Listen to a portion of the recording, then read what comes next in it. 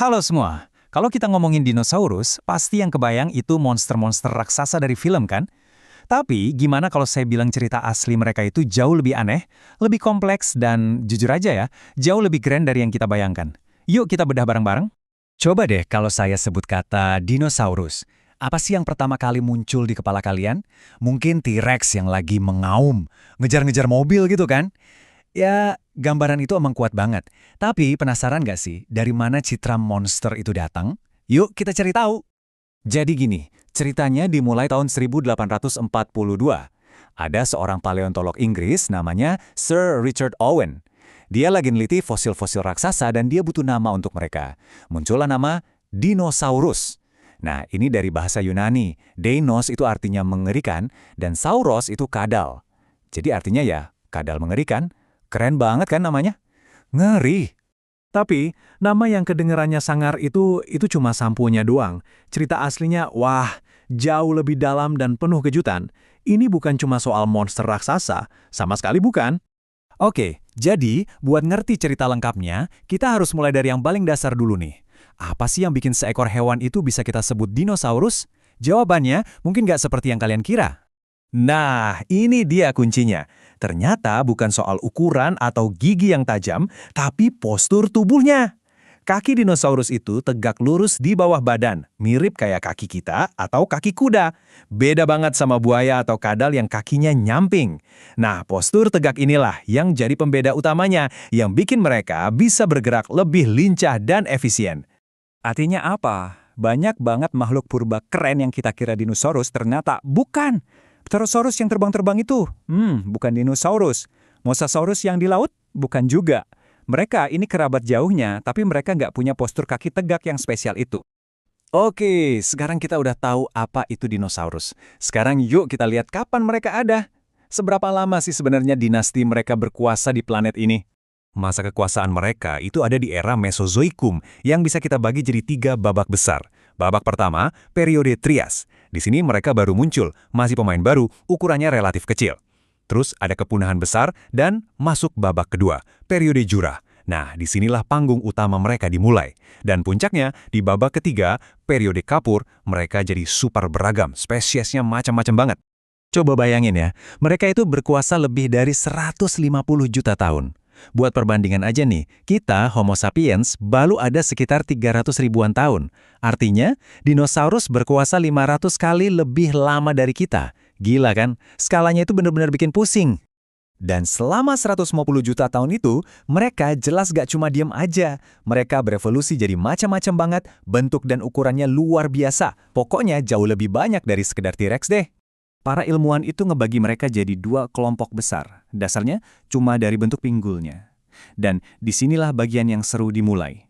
Karena namanya agak ngeprank kita. Ada Saurischa, artinya pinggul kadal, dan Ornithischa, artinya pinggul burung.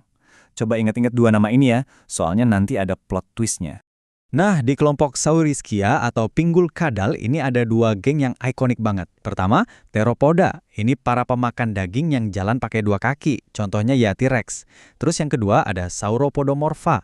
Ini raksasa-raksasa leher panjang pemakan tumbuhan, kayak Apatosaurus. Nah, di sisi satunya lagi, kelompok Ornithischia atau pinggul burung, isinya herbivora keren semua. Ada yang punya baju zirah kayak Stegosaurus, ada yang tanduknya 3 kayak Triceratops, sampai mulutnya mirip paruh bebek kayak Edmontosaurus. Variasinya gila-gilaan deh. Nah, sekitar tahun 70-an, pandangan kita soal dinosaurus itu berubah total.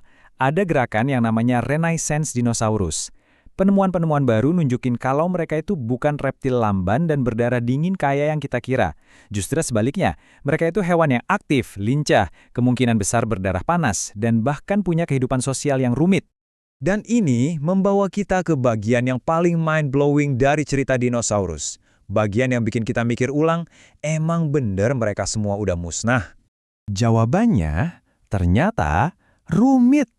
Karena buat cari jawabannya, kita nggak perlu jauh-jauh ke museum. Cukup lihat keluar jendela aja. Nggak percaya? Yuk kita lihat buktinya. Para ilmuwan itu nemuin banyak banget bukti yang nggak bisa dibantah. Pertama, fosil-fosil dinosaurus Theropoda itu ternyata banyak yang punya bulu. Terus, struktur tulangnya, mulai dari tulang garpu di dada sampai tulang yang berongga, itu mirip banget sama burung. Bahkan sistem napas mereka yang pakai kantung udara, itu persis kayak burung modern.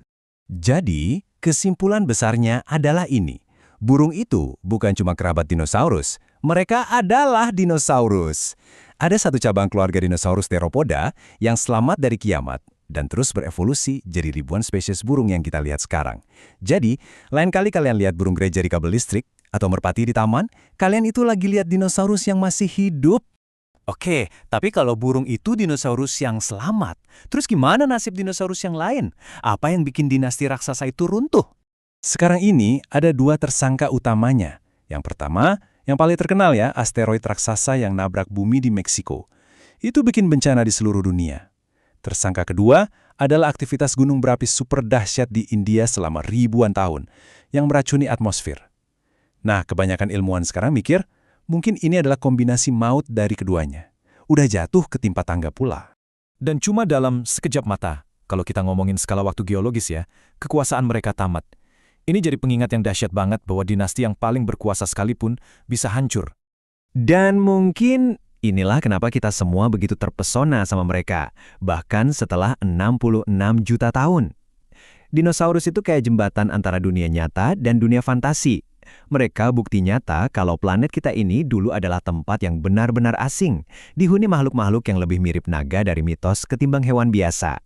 Dan yang paling luar biasa, mereka ngingetin kita kalau akhir dari satu era bisa jadi awal dari era yang baru. Jadi lain kali kalian lihat seekor burung kecil, coba deh perhatiin. Kalian itu lagi ngeliatin sisa-sisa terakhir dari sebuah dinasti yang dulu pernah jadi penguasa planet ini. Terima kasih sudah menyimak.